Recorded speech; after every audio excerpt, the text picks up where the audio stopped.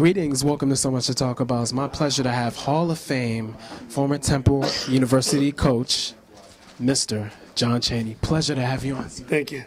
Thank you. Such an honor, and wanted to ask you about, coming here to the Hall of Fame and the memories, that you had in your coaching career. Talk about the state of the game of basketball, your take on what's going on. Well, I think that, it's just great to be here and see so many members of the group that I came in with, and to see so many of these other guys coming in.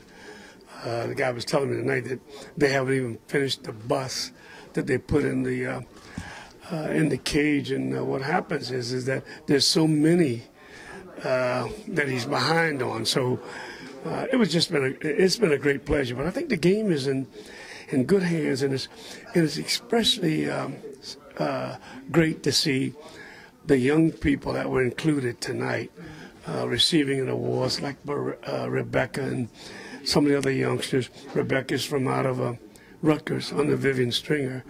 To see them get scholarship awards from Manny, and to see them join hands with Manny of the Globetrotters in the kind of great historical contribution that they've made. So that's been pretty special for me to see that, and the growth that's taken place in the Hall of Fame with this reunion is special because it's now growing to the point where they're including young people and inspiring young people.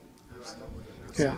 And your years at Temple University, I mean, so many great players have come out, great kids.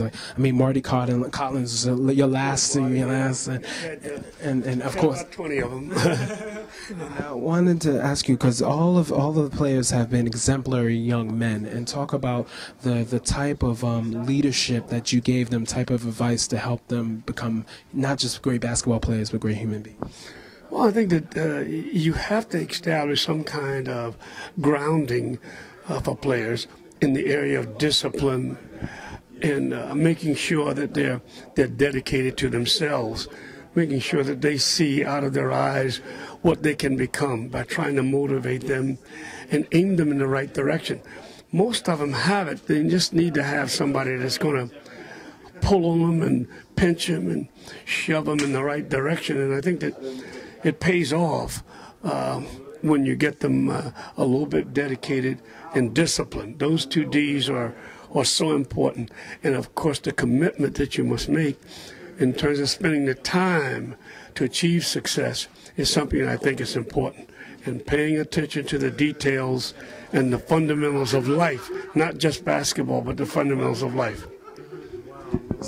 I want to say it's such an honor to speak with you, and I know you have to get going. I know you're running out, but I want to drop this stuff off that I purchased before I lose it. Everybody started emptying out in there, and I forgot and left it over there at the table, and I paid a lot of money for this stuff.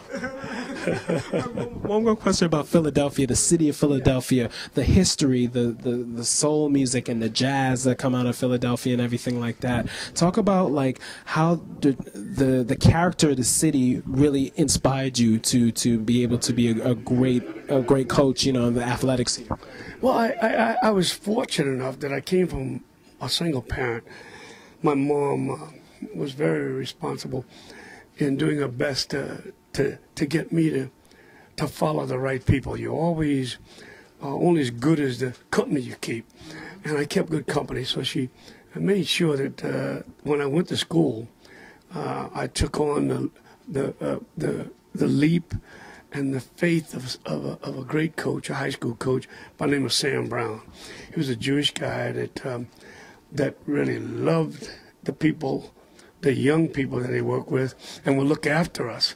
And working under him, I learned so much about just about every aspect of basketball, but the kind of commitment that you have to pay to achieve success. That came out of high school, and from there, it looked like all of my friends have been people that helped to inspire me along the way, not just coaches, but other people that came out of the Philadelphia area, the Wilts and the Sutterhill, who's here tonight receiving an award, one of my closest friends, and all of them. I mean, you could just go back and name so many of them that some of them are now in the Hall of Fame. With Tom Gola, who couldn't be here tonight because he's sick, and Sal, but he was a 4-year All-American when freshmen could be were allowed to play, and he was one of the very few at the time. And of course, Cosby, who was a friend of mine, and he was supposed to be here tonight, but he couldn't. So I've just been inspired by a lot of good people. Thank you so much, Coach Chaney. All right, take care.